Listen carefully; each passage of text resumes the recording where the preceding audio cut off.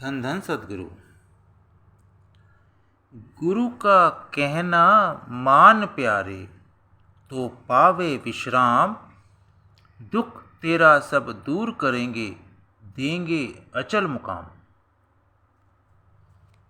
एक समय गुरु जी ने शरीर छोड़ते हुए शिष्य को कहा, बेटा 3 बातें हमेशा ध्यान रखना।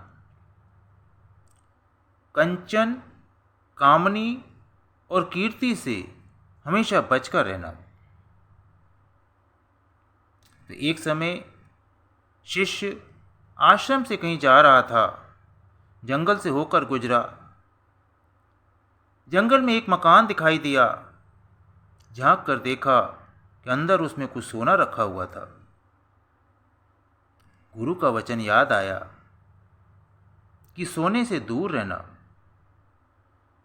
वहाँ से हट ही रहा था कि मन में आया कि गुरु जी के लिए अच्छा सा मंदिर बनवाऊं, गुरु का नाम प्रकट करूंगा, और थोड़ा सा सोना वहाँ से लेकर चलने लगा। रास्ते में चोरों ने पकड़ लिया, मारा पीटा और उसे लूट लिया, साथ ही पेड़ से बांधकर छोड़ दिया। उसको बहुत पश्चाताप हुआ कि उसने गुरु का वचन ध्यान नहीं रखा।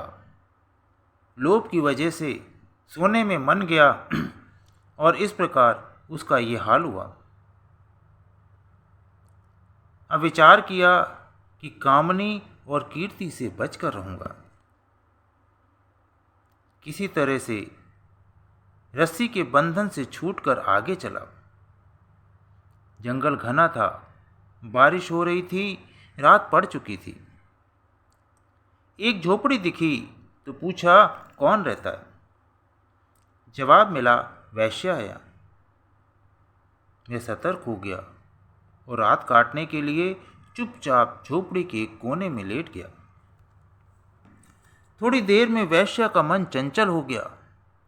उसने कहा, आप तो साधु हैं, अंदर पलंग पर लेट जाइए, कुछ ना होगा। साधु भी उसकी बात में आ गया, अंदर चला गया। फिर मन वहीं लग गया और समय से उसके 2 बच्चे भी हो गए। एक दिन क्या देखता है कि वैश्या किसी और से बात कर रही है। वैश्या तो आखिर वैश्या होती है।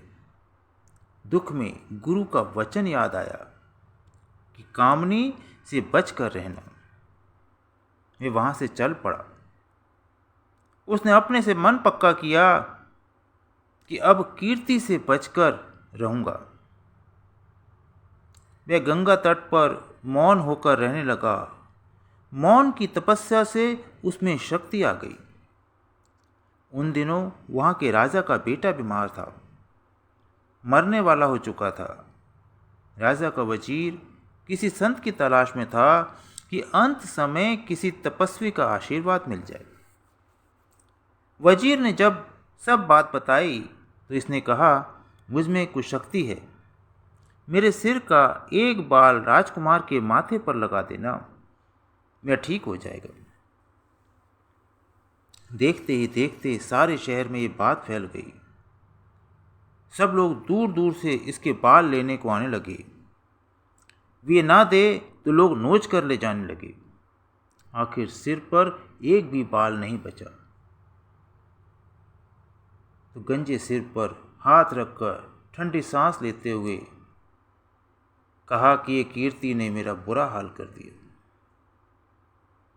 मैंने गुरु के वचनों को नहीं माना, उन पर ध्यान नहीं दिया।